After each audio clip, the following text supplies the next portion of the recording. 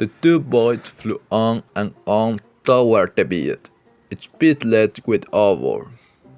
They glanced backward over their shoulder from time to time apprehensively, as if they feared they might be followed.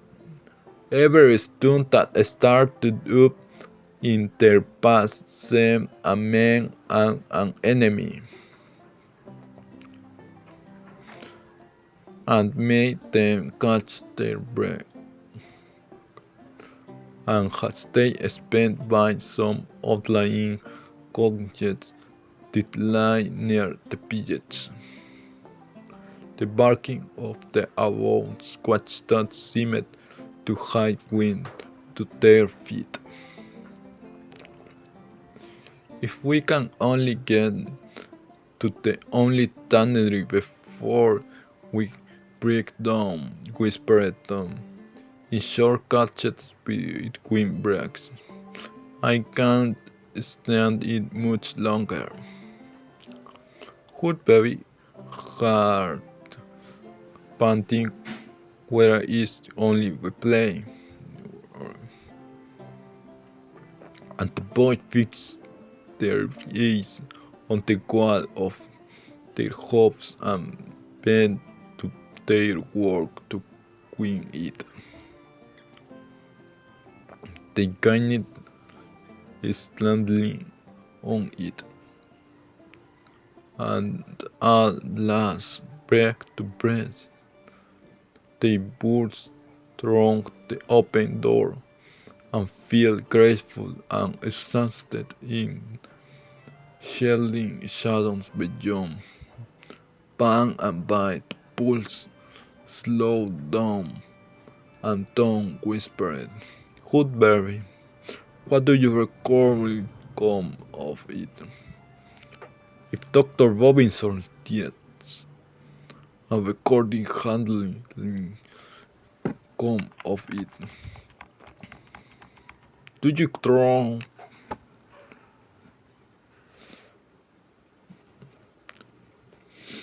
why? I know it don't. Tom threw a while. Then he said, "Will tell we? What are you talking about?" But something happened. An Indian joint did not hand. Why? He'd kill us some time or other. Just as did Sur us. We are lonely here. That's just what it was thinking to myself, Kunk. If nothing tell, let's move to it. If he's full enough, he's generally drunk enough. Tom said nothing, went on digging. Presently he whispered, Move Potter don't know it. How can he tell? What's the reason he don't not think it? Because he just got the crutch when Indius joined doing it. Did you reckon he could say anything? Did you reckon he know what anything?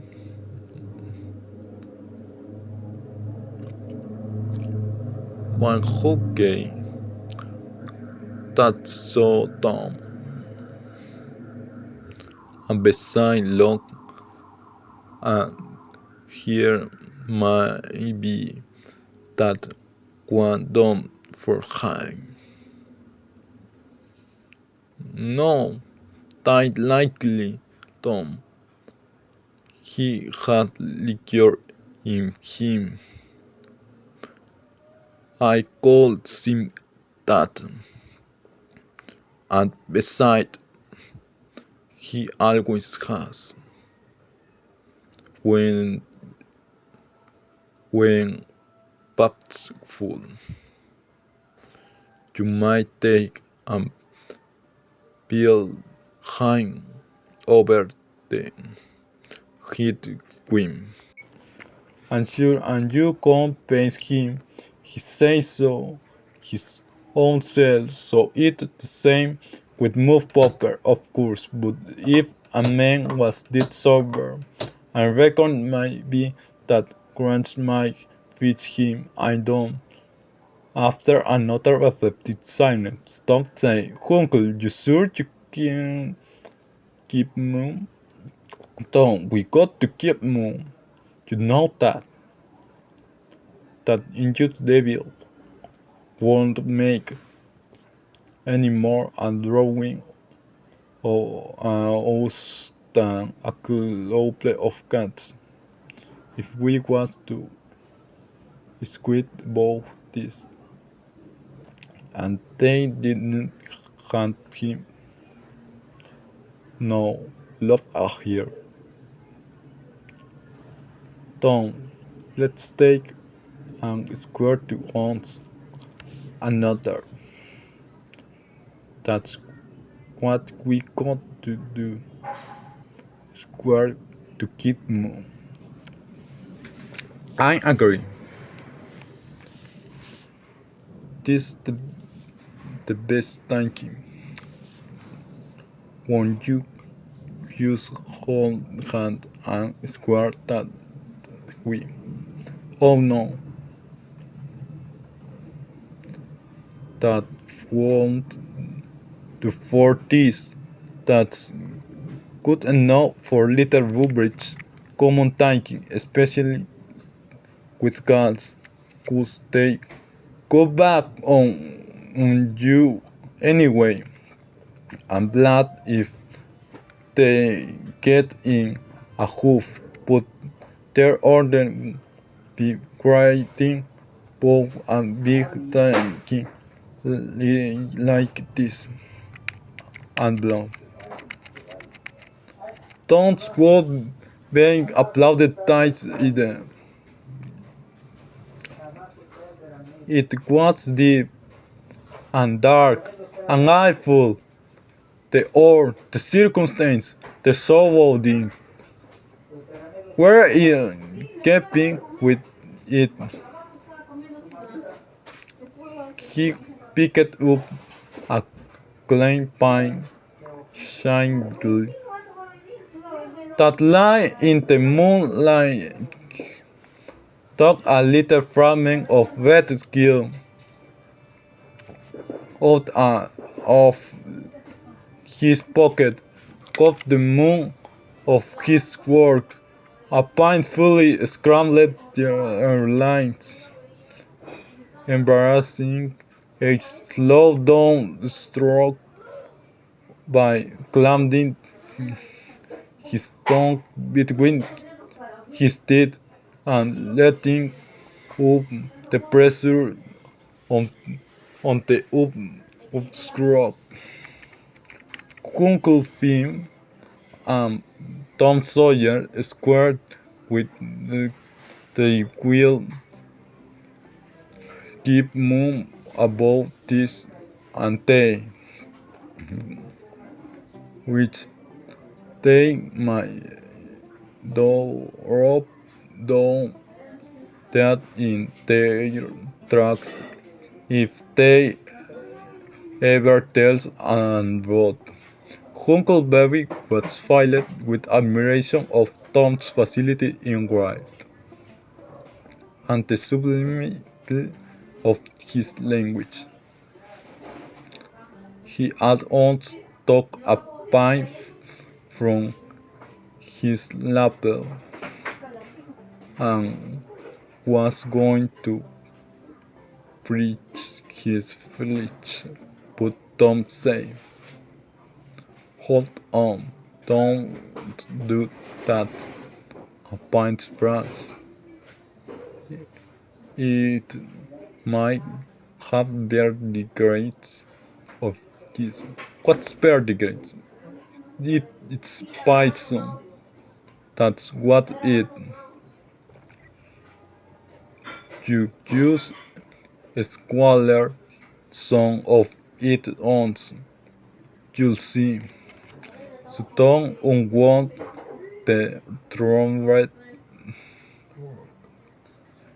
from one of his nettles, and each boy pricked the ball of his thumb and skipped out a drop of blood. In time, after many skisses, Tom managed to sing his initials, using the ball of his little finger from pen. Then he showed Huckleberry how make an H and an F, and the oath was complete. They buried the single closet to the wall with some dismal ceremonies, an incantation, and the fitter put that bound their tongues were considered to be locked and the key thrown away. A figure creeps still dealing strong break in the other end of the ruined building. No, but they did not notice it. Tom whispered to Humphrey. Does this keep us from ever talking? Always. Of course, if does. I don't make any difference what's happened. We got to keep noon. We drop down dead. Don't you know that? Yes, I reckon that's so. They continued to cry spare for some little time. Presently, a dog set up and lugubrious howls just outside, within the field of team. The boy clasped each other suddenly, in an agony of fright. Which of us does he mean? Gaspard Huckleberry. I don't know. Pep. To run the crack. Yet. No. You, Tom. I can't do it, Kung. Please, Tom. Try this again. Your Lord, I'm thankful. Whispered Tom. I know his voice. It's Bull Hapdipson. If Mr. Hapdipson owned a slave named Bull, Tom won't have spoken of his Hapdipson Bull, but a son or a dog of that name was Bull Capitalism. Oh, that's good. I tell you, Tom, I was most scared of death.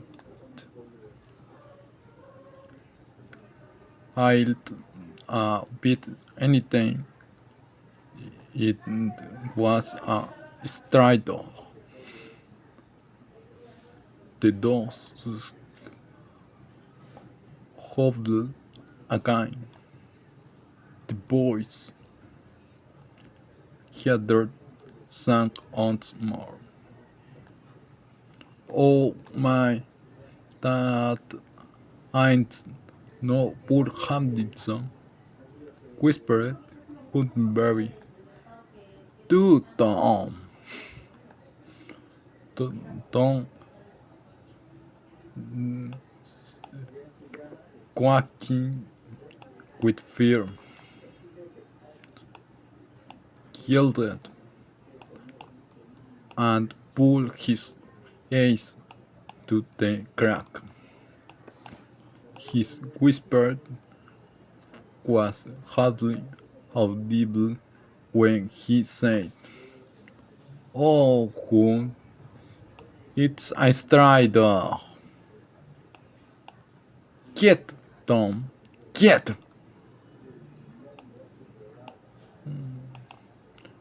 What does he mean? Hun, we must mean us, but we are right together. Oh, Tom, I we can't.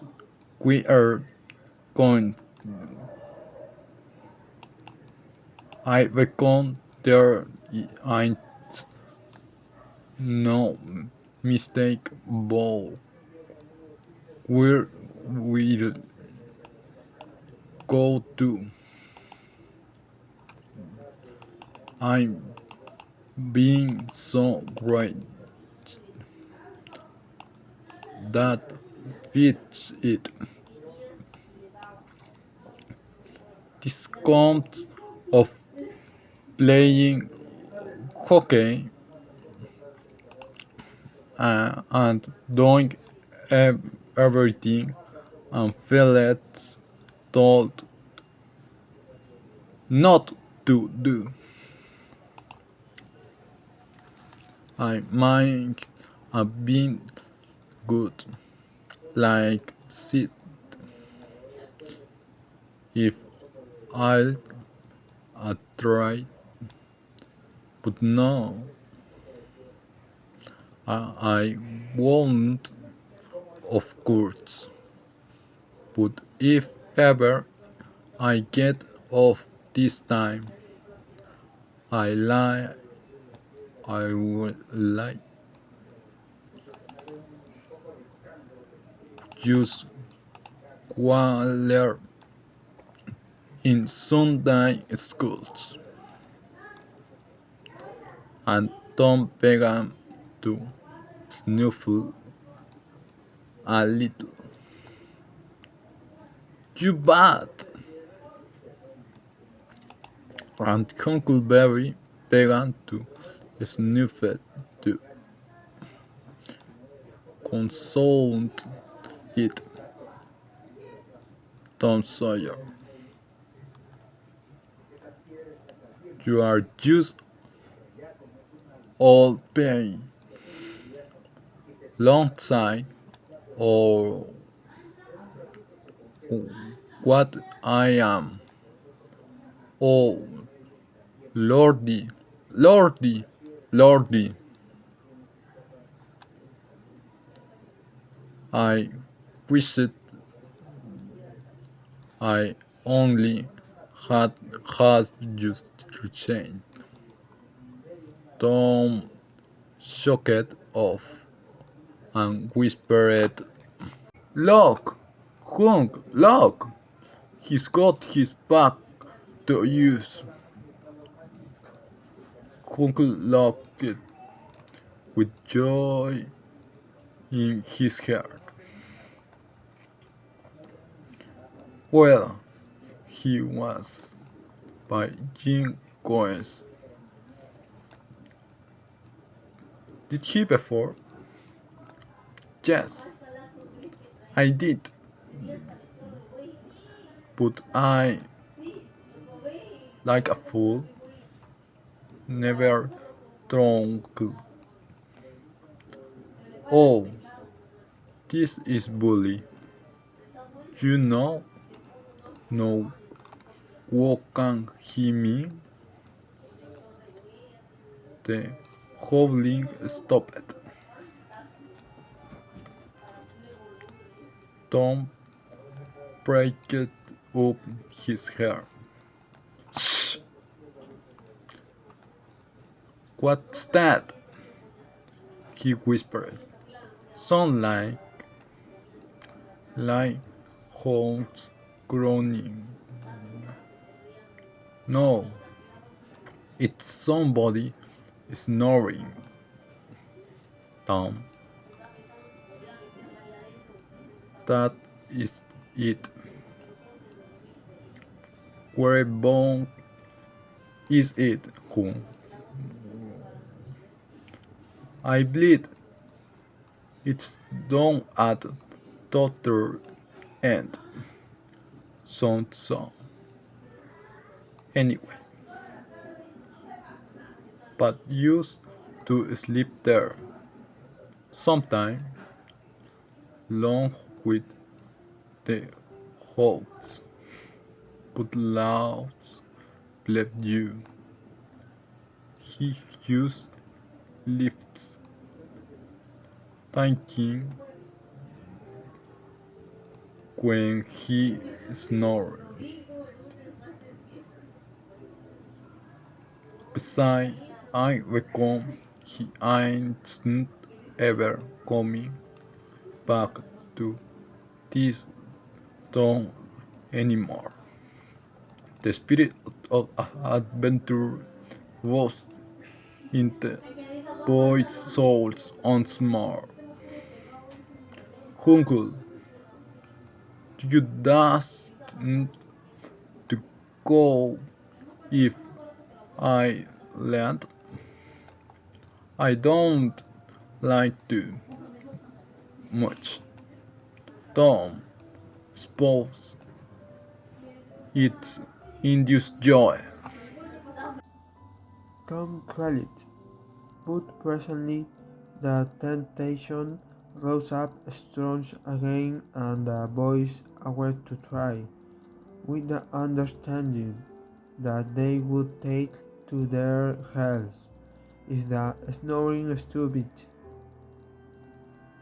So they went to change steadily down, the one behind the other.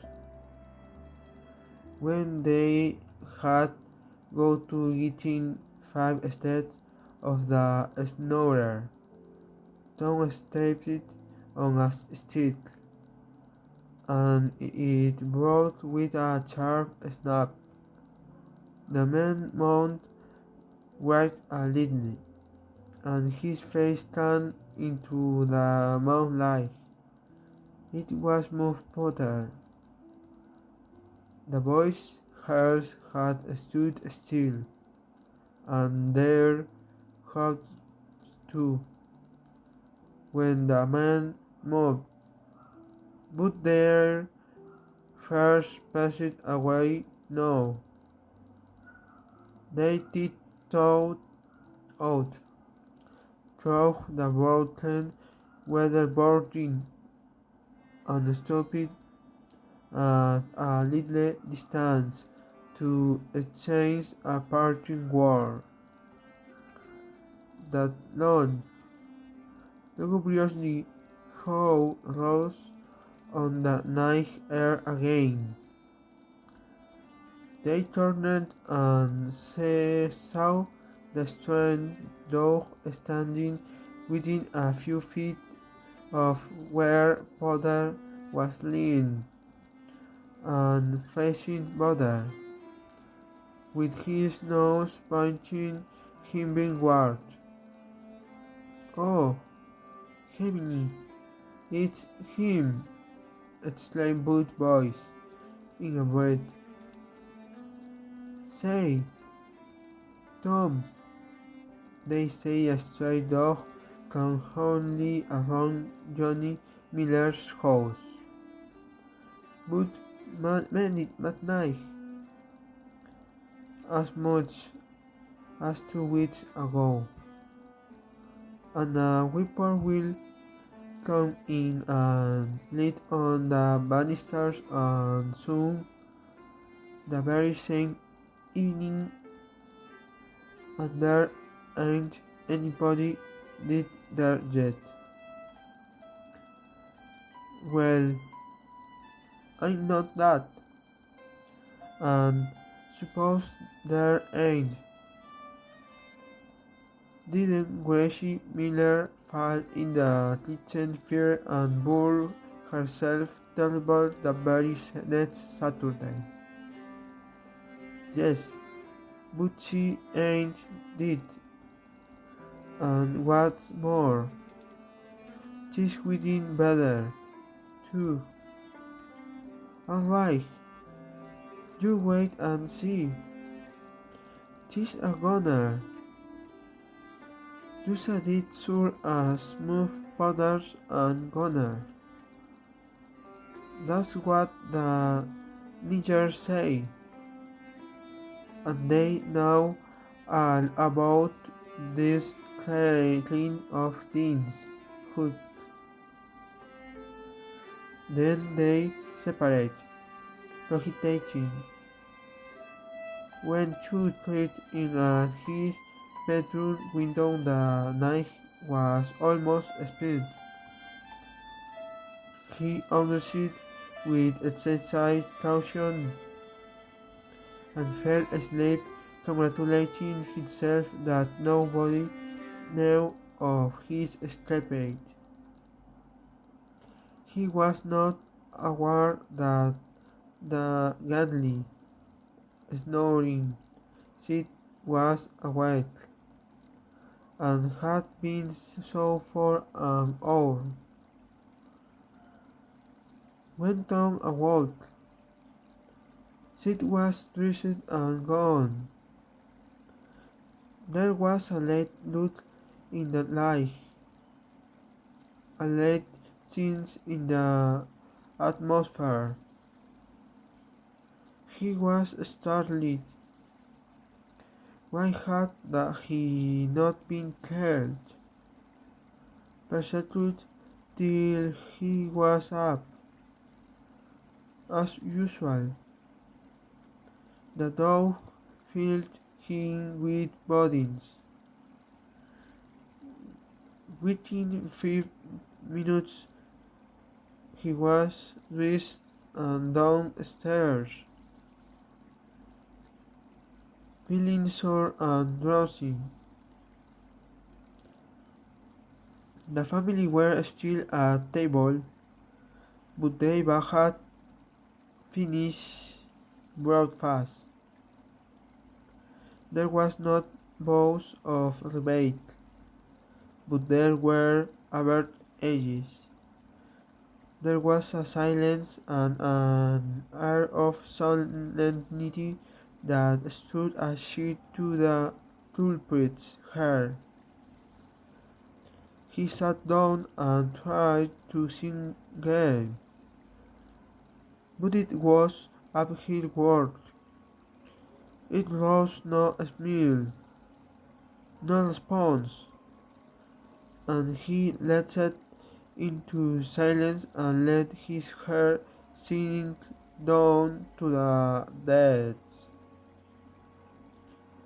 After breakfast his own to him as acid, and Tom almost bragged in the hope that he was going to the fluid, but it was not so.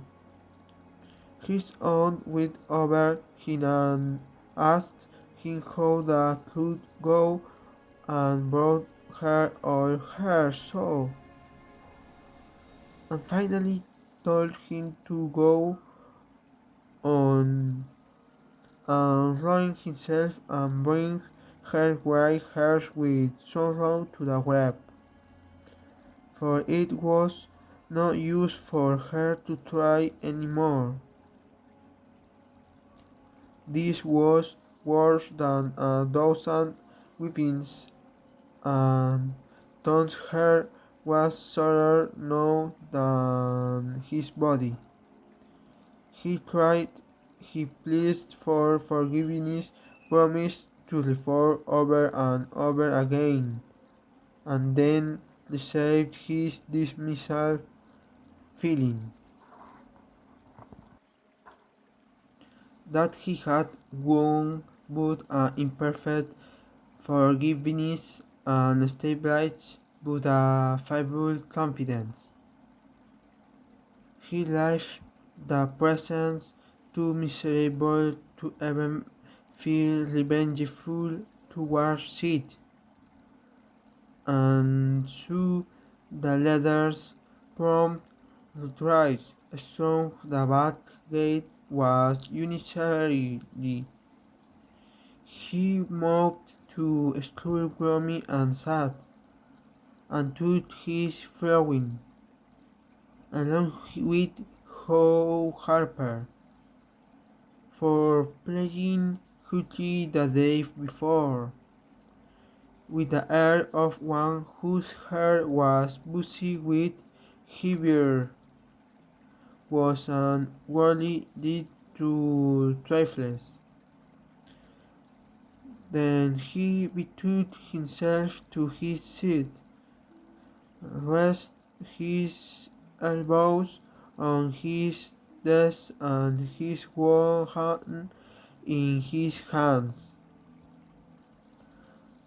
and stared at the wall with the stony stare of suffering that has reached the limit and can no further go. His elbow was pressing against some hard substance. After a long time, he slowly and sadly changed his position and took up this object with a sigh. It was in a paper. He unrolled it, alone, lingering. Colossal sigh followed, and his hair broke. It was his brass Andiron knob. This final feather brought the camel's back. Chapter 11. Close upon the hour of noon, the whole village was suddenly electrified with the Wattslide news. Unit of the as yet unread of telegraph. The tale flew from man to man, from group to group, from house to house, with little less than telegraphic speed. Of course, the schoolmaster gave holiday for that afternoon. The town would have thought strangely of him if he had not. A curriculum had been found close to the murdered man, and it had been recognized by somebody as belonging to Move Buddha. So the story ran, and it was said that a village citizen had come upon Potter washing himself in the branch about 1 or 2 o'clock in the morning, and that Potter had at once checked of suspicious circumstance, especially the washing, which was not a habit with Peter. It was also said that Tom had been ransacked for this murder. The public are not slow in the matter of citing evidence and arriving at a verdict, but that he could not be found. Horsemen had departed down all the roads in every direction, and the sheriff was confident that he would be captured before night.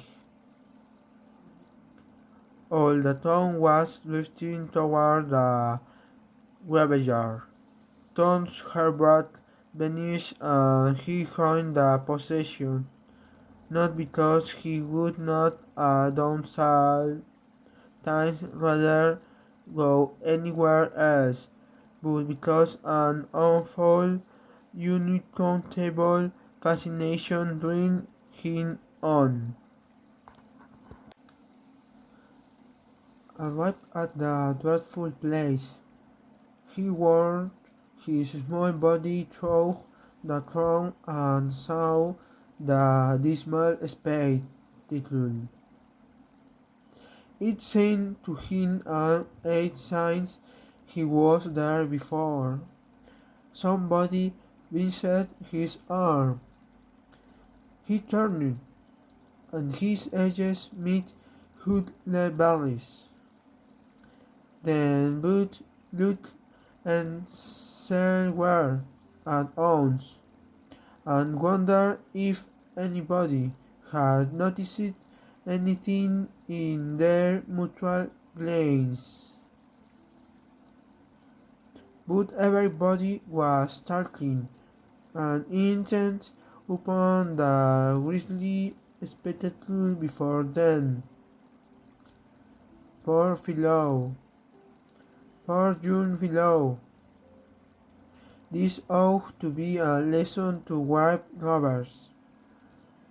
Move, Potter, Han, for this if they catch him. This was the deed of remark, and the minister said, it was a judgment. His hand is here. No, Tom, shivered from head to hell, for his eye fell upon the stolid face of injured joy. At this moment the throng began to sway and struggle, and voices shouted, it's him, it's him, he's coming himself. Who? Who? From 20 boys. Move, Potter. Hello. He's stopped. Look out. He's turning. Don't let him get away. People in the branch of the trees overturned. He said he wasn't trying to get away. He only looked doubtful and purposed.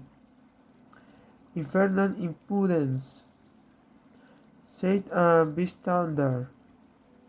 Wait to come and take a quick look at his work. I reckon. Didn't expect any company. The throng fell apart. No, and the sheriff can throw, ostentatiously leading Potter by the arm. The poor fellow's face was haggard, and his eyes showed the fear that was upon him. When he stood before the murdered man, he stood as with a palsy, and he put his face in his hands and burst into tears. I didn't do it, friends, he sobbed. On my word and honor, I never done it. Who's accused you? Shoot, boys. This shoot seemed to carry on. Potter lifted his face and looked around him with a pathetic hopelessness in his eyes. He saw Injun Joy and exclaimed, "Oh, Injun Joy, you promised me you'd never. Is that you, Jim?" And it was true before him by the sheriff. Potter would have fallen if they had not caught him and cast him to the ground. Then he sighed. Something told me if he didn't come back and get. He shuddered, then waved his nerveless hand with a malicious gesture and said, "Tell Joy, tell it ain't any use anymore."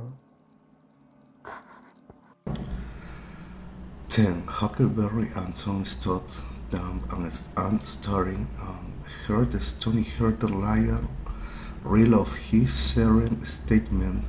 They expecting every moment that the clear sky would deliver God's lightnings upon his head, and wondered to see how long the stroke was delayed. And when he had finished and still stood alive, and who, their wavering impulse to break their oath and save the poor betrayed prisoner lives, faded and vanished away. For plainly this miscreant had sold himself to Satan, and it would be fatal to meddle with the property of such a power as that. "Why didn't you leave? What did you want to come here for?" somebody said. "I couldn't help it. I couldn't help it," Potter moaned. "I wanted to run away, but I couldn't seem to come anywhere but here," and he fell to sobbing again. Angel Joe repeated his statement just as calmly a few minutes afterward on the inquest under oath, and the voice saying that the lightnings were still withheld were confirmed in their belief that Joe had sold himself to the devil. He was now become to them the most balefully interesting object they had ever looked upon, and they could not take their fascinated eyes from his face. They inwardly resolved to watch him nights when opportunity should offer in the hope of getting a glimpse of his dread master. Injun Joe helped to raise the body of the murdered man and put it in a wagon for removal, and it was whispered through the shuddering crowd that the wound bled a little.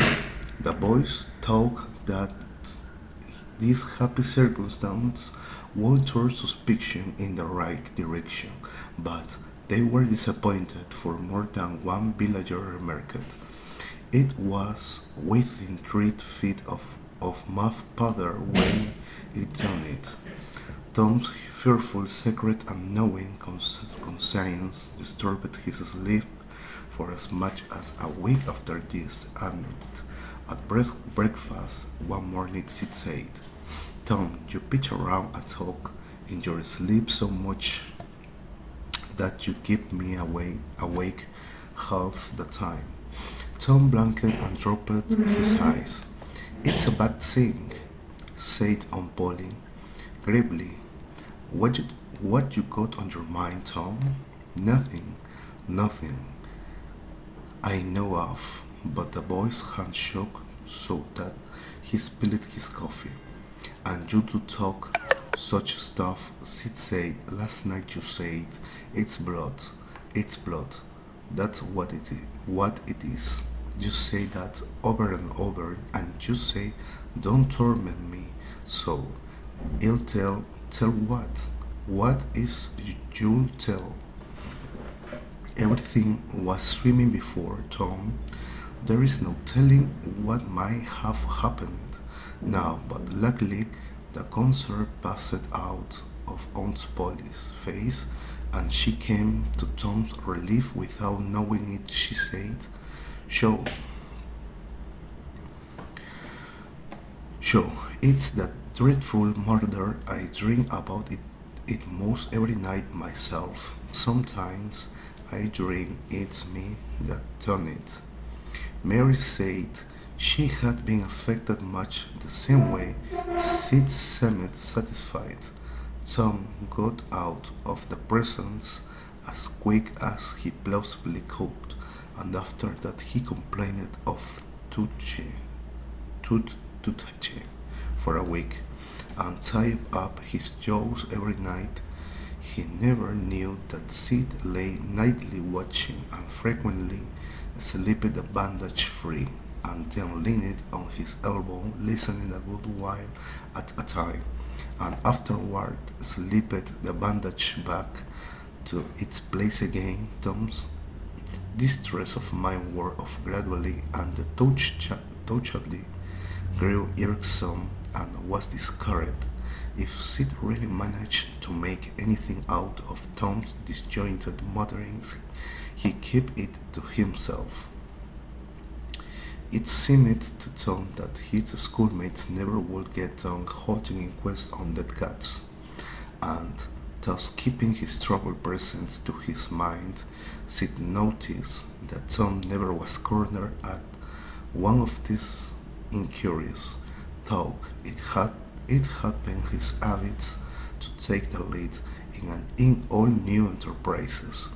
He noticed too that Tom never acted as a witness, and that was strange, and Sid did not overlook the fact that Tom even showed a marked aversion to this inquest and always avoided them when he could. Sid marveled but said nothing. However, even in questions, inquest went out of vogue at last, and ceased to torture Tom's conscience. Every day or two during this time of sorrow, Tom watches his opportunity and went to the little grated jail window and smuggled such small comforts through to the murderer as he could get hold of. The hair was a trifling little brick then that stood in a marsh at the edge of the village, and no words were afforded for it. Indeed, it was seldom occupied. These offerings greatly helped to ease Tom's conscience. The village had a strong desire to tar and feather in Jojo and ride him on a rail for body snatching, but so formidable was his character that nobody could be found who was willing to take the little lead in the matter, so it was dropped. He had been careful to begin both of his inquest statements with the fight without confessing the great robbery that preceded it. Therefore, it was deemed wise not to try the case in the court at present. Chapter 12. One of the reasons why Tom's mind had drifted away from its secret trouble was that it had found a new and weighty matter to interest itself about. Becky Thatcher had stopped coming to school. Tom had struggled with his pride a few days and tried to whistle her down to wine, but failed. He began to find himself hanging around her father's house nights and feeling very miserable. miserable. She was ill. What if she should die? There was distraction in the thought. He no longer thought and interested in war, no, nor even in appearance. The charm of life was gone. There was nothing but dreariness left. He put his hope away and his bats. There was no joy in them anymore. His aunt was concerned. She began to try all manner of remedies on him. She was one of those people who were infected with patent medicines and all newfangled methods of producing health of mending it. She was an inveterate experimenter in these things. When something fresh in this line came out, she was in a fever right away to try it, not on herself, for she was never ailing, but on anybody else that came handy. She was a subscriber for all the health periodicals and pedagogical frauds, and sullen ignorance they were inflated, which was breathed out to her nostrils all the rot they contained about the drink, and how much exercise to take and what frame of mind to keep oneself in, and what sort of clothing to wear was all gospel to her, and she never observed that her health journals of the current month customarily upset everything they had recommended the month before. She was as simple-hearted and honest as the day was long, and so she was an easy victim. She gathered together her quack periodicals and her quack medicines, and thus armed with death, went about on her pale horse, metaphorical speaking, with her following after. But she never suspected that she was not an angel of healing, and a band of Gillette in disguise to the suffering neighbors. The water treatment was new now, and Tom's low condition was a windfall to her. She hot him out at daylight every morning, stood him up in the woodshed, and drove him with a deluge of cool water.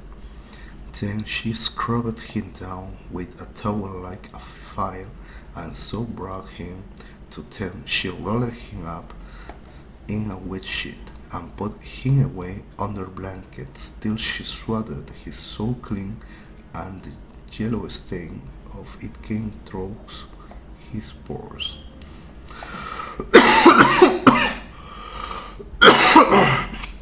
As Tom said,